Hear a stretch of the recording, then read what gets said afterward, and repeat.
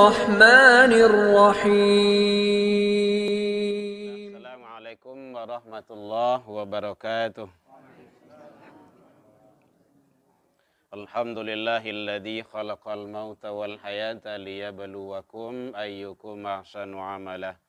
Asyhadu an la ilaha illallah wahdahu la syarikalah wa asyhadu anna Muhammadan abduhu wa rasuluh sallallahu alaihi wasallam la nabiyya ba'da amma ba'du. Hamdan wa syukran lillah, seluruh puji dan syukur kembali kita ucapkan kehadirat Allah Subhanahu wa taala. Alhamdulillah biidznillah wa qadarullah, izin Allah kita masih diberikan umur panjang, badan sehat, waktu luang ada untuk ibadah ke masjid dan juga sekaligus kita kunjungan takziah. Mudah-mudahan semua itu bernilai ibadah di sisi Allah hendaknya. Salawat dan salam kepada Nabi besar Muhammad sallallahu alaihi wasallam. Allahumma sholli ala Muhammad wa ala ali Muhammad. Bapak pengurus, Bapak Ibu pengurus Masjid Al-Amanah yang hadir bersama kita, yang sama kita hormati, Bapak Ibu tokoh masyarakat, tokoh agama, tokoh pendidikan, Bapak Ibu keluarga Ahlul Bait yang dalam hal ini Allah memperlihatkan tanda-tanda kekuasaannya kepada kita dengan berpulangnya orang tua beliau, ibu ya, menghadap kepada Allah. Mudah-mudahan kita bisa berkumpul kembali di surganya Allah nantinya. Selawat dan salam kepada Nabi Muhammad SAW. Bapak Ibu semuanya, mau tidak mau, siap tidak siap, kita pasti akan merasakan yang namanya kematian itu. Umur ini bagaikan es batu atau batu es? Batu es. Oh, keluar dari kulkas, taruh. Pakai tidak dipakai, pasti habis. Karena sudah dititipkan Allah ke kita, maka manfaatkanlah sebaik-baiknya. Kita ini hanya hak pakai, bukan hak milik. Jadi kita ini tidak ada hak milik, hak pakai. Qodrat, iradat, sami', basar, kalam, semuanya itu adalah milik Allah. Seketik-seketik mulai diambil. Awak dulu gagah, rancak, kuat. Nah, kini udah ada perubahannya. Jadi di badan kita ini sudah ada liayatin, tanda-tanda. Tanda-tanda itu kekuasaan Allah. Jadi oleh sebab itu perjalanan kita karena masih panjang. Ada nanti alam kubur, alam barzah, alam penantian, itu sama. Semuanya manusia akan berada di sana. Maka ada yang kita pahami, ada nikmat kubur, ada siksa kubur. Bukan kuburan, pahami itu dulu. Alam kubur itu adalah alimul ghaib. Ya beda tuh kalau kuburan tuh banyak tuh tampe. Tunggu hitam, lapan nuah tuh. Kadang belakang rumah sebagai iya dingin, itu kuburan. Kadang mati di lawi itu dalam lawi saja tuh, kuburan. Tapi alam kubur itu wallahu alam, itu Allah yang tahu. Manusia itu nanti akan masuk ke sana semuanya. Jadi ada nikmat kubur, ada siksa kubur. Maka ada beberapa poin yang bisa menyelamatkan manusia di alam kubur itu. Itu yang penting. Karena kita akan masuk ke sana. Pasti. Jadi kalau berbicara kata-kata pasti, itulah maut atau kematian itu. Yang pertama yang bisa menyelamatkan manusia dari siksa kubur itu, satu adalah sholat 5 waktu yang wajib dan ditambah dengan yang sunnah. Afdolnya berjamaah. Karena dalam hadis Rasul menyatakan awwalu ma yuhasabu bi'abdihi yaumal qiyamah as-shalah. Pertama kali nanti seseorang hamba itu diperiksa di hari kiamat adalah tentang sholat. Fa in saluhat saluha sairu amalihi, kalau rancak bagus amalan sholatnya, akan terbawa bagus amalan-amalan yang lainnya. Wa in fasadat sairu amalihi, kalau rusak, cacat, ada masalah dengan sholatnya, maka akan terbawa rusak pula amalan-amalan yang lainnya. Jadi makanya di dalam hadis yang lain, sholat itu adalah pondasi, dasar. Kalau di bangunan apa namanya? Pondasi ya. Kalau ingin bangunan itu lurui, pondasinya harus lurui. Kalau 4 persegi, bangunan juga 4 persegi nantinya. Kalau pondasinya itu rapuh, maka bangunannya itu siap-siap akan runtuh. Itu ternyata sholat itu, makanya Allah sampaikan dalam Al-Quran itu, sholat itu punya pengaruh yang sangat luar biasa. Kalau betul-betul dilaksanakan.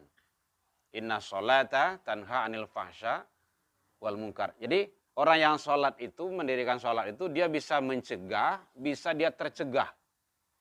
Nah, kalau mencegah itu berarti kalau ada perbuatan keji, dia yang mencegahnya. Dan juga dia bisa tercegah.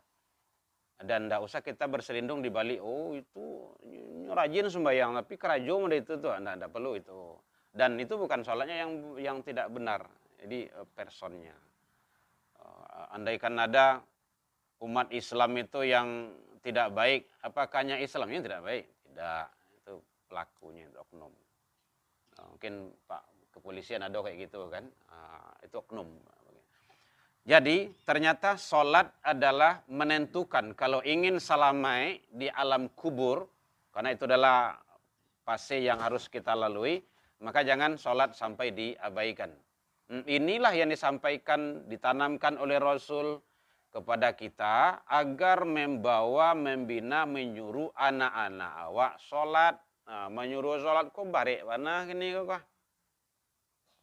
Masjid rancak, gagah, mewah segala macam, tapi camat-camat saya ada situ.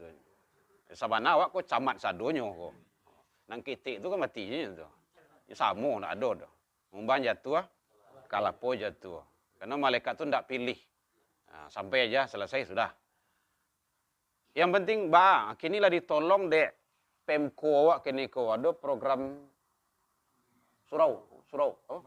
Semak surau. Lah diatur anak-anak awak kini ko bahas supaya kini lah mulai kendur nampaknya kan. Iya, lah mulai kurang loh gitu kan. Hasil dialog kami tadi dengan Pak Wawako, karena Pak Wawako sama apa juga kami tadi itu kan. Ini masa uji coba sampai nanti Januari. Januari besok bukan barcode tuh lagi doh. Nggak, tempel dulu doh. Wajah. Karena barcode tuh bisa titip ke kakek kan. Ustaz, tolong cik cucu kurang sehat. Itu. Nenek ya membawa ayah membawa oke. Ayah oke. Itu. Besok enggak. Itu tadi beliau sampaikan itu. Jadi Januari nanti akan mulai itu wajah lagi. Kan enggak bisa wajah kakek doh. Enggak tawacu di absen maka wajah kakek itu doh. Gitu. Kakek lah absen. Jadi kita udah dibantu. Lah ditolong. Bersyukur awak sebenarnya ada program yang seperti itu tuh. Menyuruh membawa anak ke rumah saji itu barik mana. Kadang orang lazatnya main bola situ tuh. Dan itu kan nampak di awak tuh. Jadi Bapak Ibu membina dan mendidik anak ini memang butuh proses. Bersabar kita. Sabar awak. Itu proses. Mudah-mudahan dengan kesabaran kita itu akan mendapatkan anak-anak yang soleh dan soleha nantinya. Jadi kalau ingin selamat di alam kubur, maka sholat jangan sampai ditinggalkan. Abaikan saja tidak boleh, apalagi kalau ditinggalkan. Mari kita istiqomah selalu, sholat itu jangan sampai ditinggalkan. Yang kedua yaitunya perbanyak membaca Al-Quran. Baca Al-Quran. Bapak, Ibu-Ibu kalau tidak bisa di masjid, di rumah. Rumah itu jangan hanya ada yang menyatakan rumah itu jangan hanya dijadikan sebagai restoran tampe makan saya. Jangan hanya dijadikan sebagai kuburan tampe lalu saya. Tapi hiasilah, kata Rasul, nawwir buyutakum, sinarilah rumahmu itu tilawatil Quran, dengan bacaan Al-Quran, wassalah, dan sholat. Sholat di situ maksudnya sholat sunnah, Bapak Ibu. Dalam ilmu tafsir, sholat sunnah. Jadi sholat sunnah Rasul itu di rumah. Boleh di rumah. Nah, jadi lah masuk ke tu, udah sholat aja di rumah. Sampai di rumah saji, beko kan adalah sholat sunnah aja lah itu. Nah, nggak usah dipasuan ke rumah saji itu. Nah, beko kadang awak rumah gak wajar di rumah saji. Gitu. Tiba rumah saji orang kamai gitu kan. Awak sedang sholat, kalau sudah beko beranglah ke orang ya. Padahal awak terlambat datang. Nah, kalau ingin banyak sholat sunnah, capek saya datang. Nah, kayak gitu. Apalagi di masjid awak ini kan lah dibuat waktunya tuh lah 10 menit lah, berapa menit itu. Nah, lalamu waktunya tuh. Sangat bagus itu. Jadi jangan sampai tidak kita baca Al-Quran. Jangan lepas dari baca Al-Quran. Karena baca Al-Quran itu sangat luar biasa Bapak Ibu. Satu huruf. Jangankan membaca, bahkan mandanga. Bacaan Al-Quran saja Allah akan berikan rahmatnya kepada kita. Wa idza quri'a Al-Quran fastami'. Kalau ada orang baca Al-Quran, makanya danga wa ansit, diam. Nah, kalau danga, kalau kita diam, Allah akan berikan rahmatnya kepada kita. Itu salah satu. Kalau ada khutbah, ada ceramah, awak tak boleh ribut do. Danga yang disampaikan oleh khotib, oleh penceramah itu. Karena ayat pesan-pesan Allah di situ. Dalamnya. Di Al-Quran. Biasakan baca Al-Quran.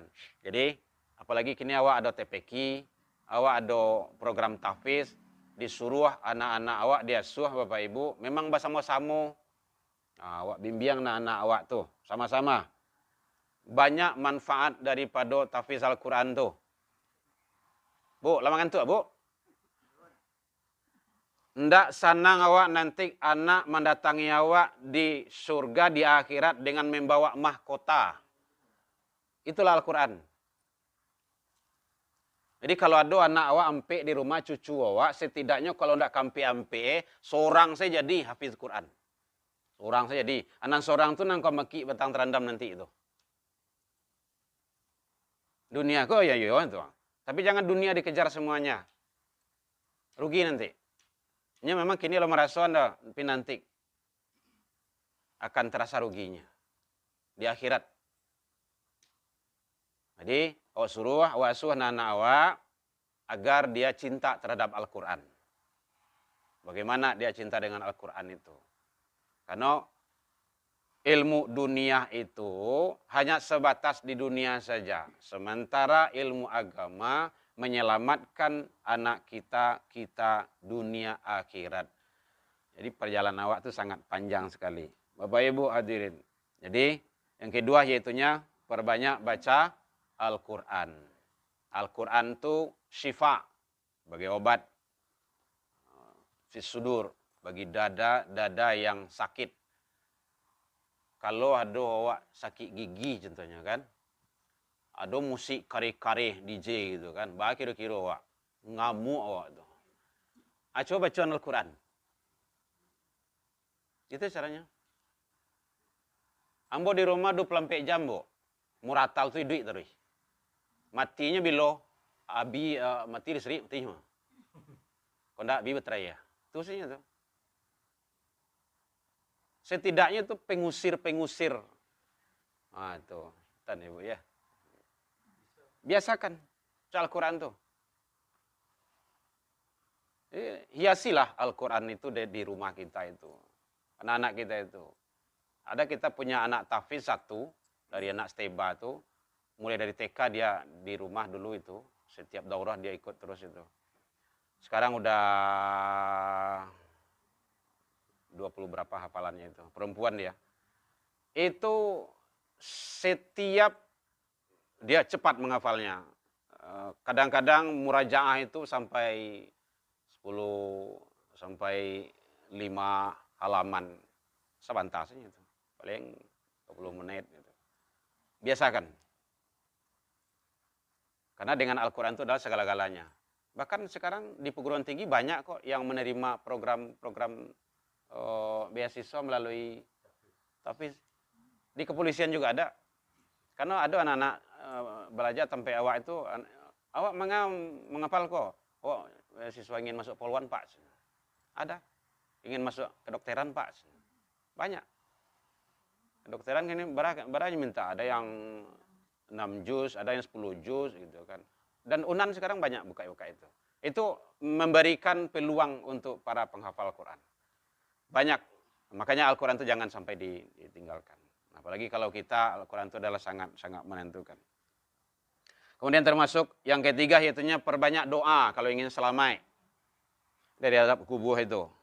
Doanya udah hafal kita itu. Allahumma inna nas'aluka salamatan fid din wa afiatan fil jasadi wa ziyadatan fil ilmi wa barakatan fi rizqi wa taubatan qabdal maut. Ya Allah, terimalah taubat aku sebelum maut. Wa rahmatan indal maut. Ya Allah, agilah rahmatlah saat maut itu. Wa maghfiratan, ya Allah, agi maghfirahlah, ampunilah aku sesudah maut. Allahumma hawin alaina fi sakarat. Nah, itu sakarat tuh. Proses. Nah, itu luar biasanya doa tuh. Dibimbing awak dari Rasul. Biasakan doa itu terus. Jangan sampai lepas. Jangan sampai tinggal. Karena itu adalah doa yang sangat luar biasa. Perbanyak membaca doa tersebut. Kemudian termasuk yang keempat. Berbakti sama orang tua. Kalau kue lah keluar aku mulai makan oleh kau. Pandai wan, ya. Pas dia agak, tahu dia agak. Nampak kok sudah kue, nanti leh. Ya, apa tadi yang keempat? Yaitunya berbakti sama orang tua. Bapak Ibu, berbakti sama orang tua. Kok tugas orang tua muajar anak untuk berbakti? Diajar di rumah dulu, baru dari rumah tuh beko ke sekolah, ke tempat ngaji, atau keluar. Nah, gitu. Di rumah. Kalau ingin rancaknya, itu ada di dalam Al-Quran, surah Luqman, surah 31, ayat 3 baleh sampai 9 baleh. Itu udah diatur sama Allah di sana.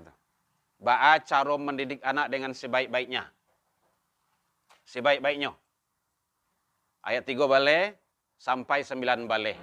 Ayat 13 itu menjelaskan, itu membina tauhid anak.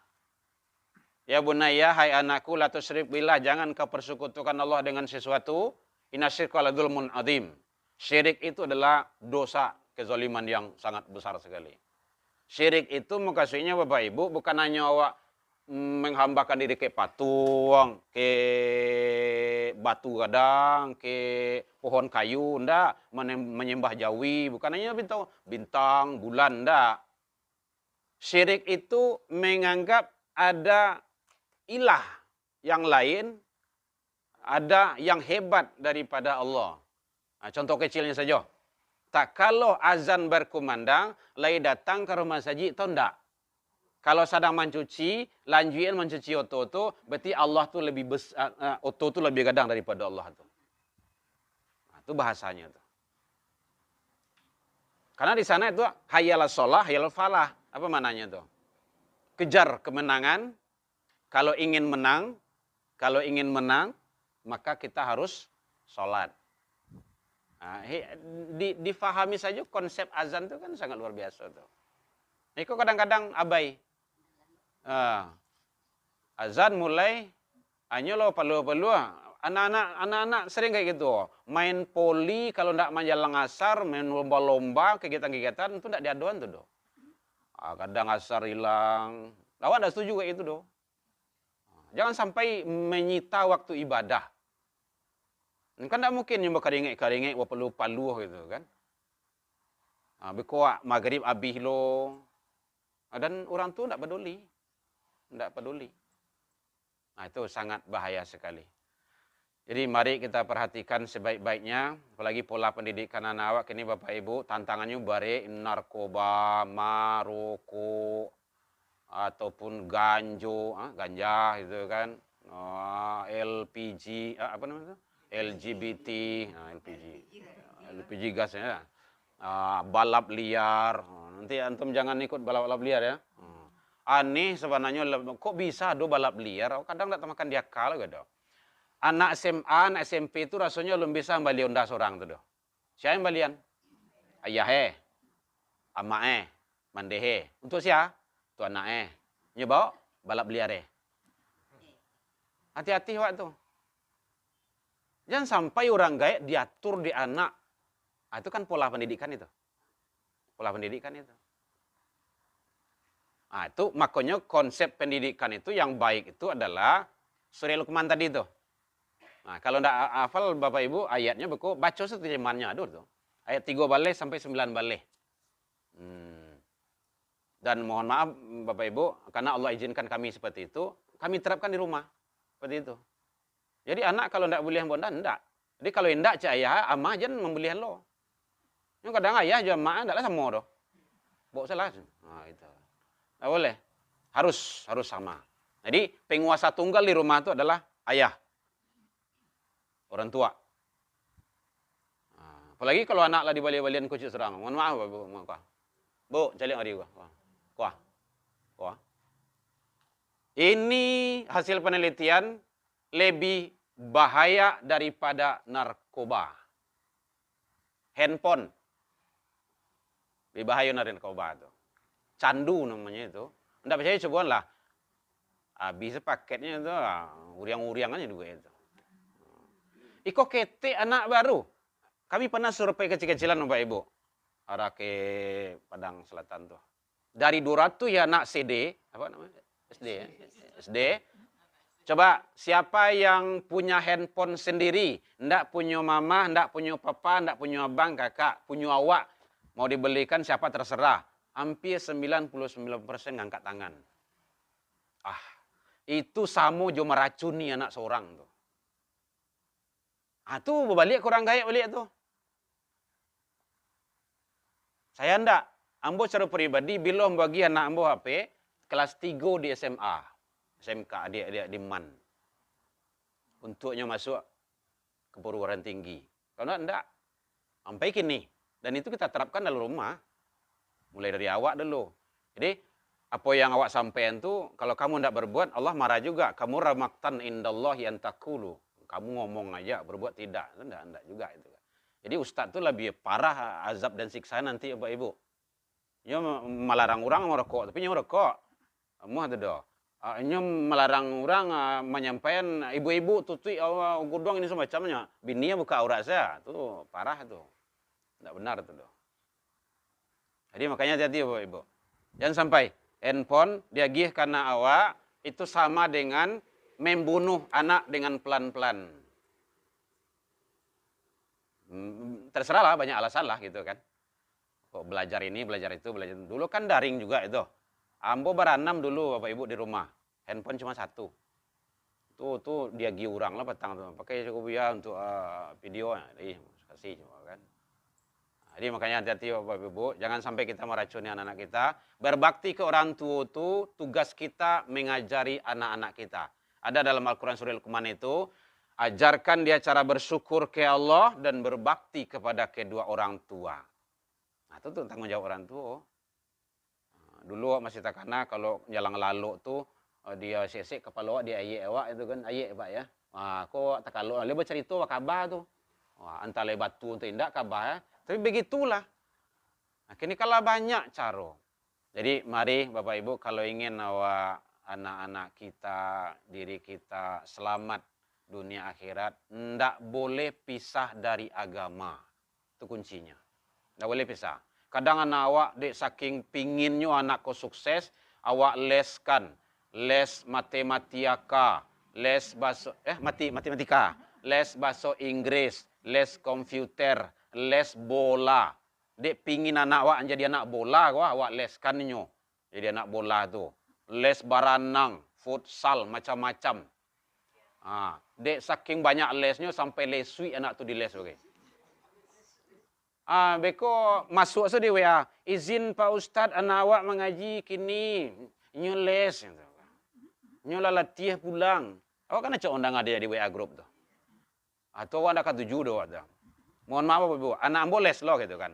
Kalau lah jam 3 nyo waraja ngaji jam 3 sampai jam 5. Kalau jam 3 kurang seperempat, ndak jo keluar doh ambo japui ke sekolah tu. Les tu sunnah. Ngaji wajib. Jangan sampai yang sunnah mengalahkan yang wajib. Nah, itu hukum tuh. Ya Pak ya. Hukum tuh. Nggak boleh yang sunnah mengalahkan yang wajib. Sekolah wajib, yo. Ngaji wajib, yo. Les atau kegiatan-kegiatan lainnya, sunnah. Jangan sampai yang sunnah lo mengalahkan yang wajib. Nggak boleh. Nah, wajib pun bentan pe ngajinya. Nah, itu kembali kepada kita orang tua. Jadi mudah-mudahan kita diberikan Allah selamat dunia akhirat. Bukan kita saja, anak dan turunan kita. Karena kedengaran suara azan, salat isya. Jadi mohon maaf Bapak Ibu, sekali lagi mohon doanya karena masih ada tugas saya 2 lagi untuk mengantarkan cucu-cucu Ibu untuk sekolah ke Mesir.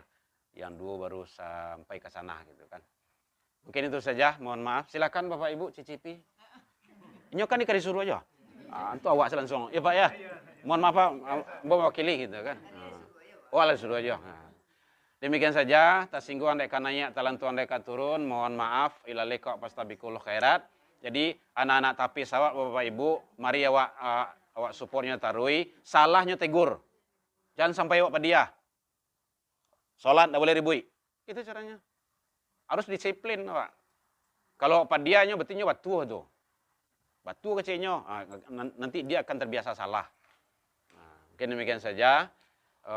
Alafu minkum ilalika pastabikul khairat wabillahi taufik wal hidayah. Assalamualaikum warahmatullahi wabarakatuh.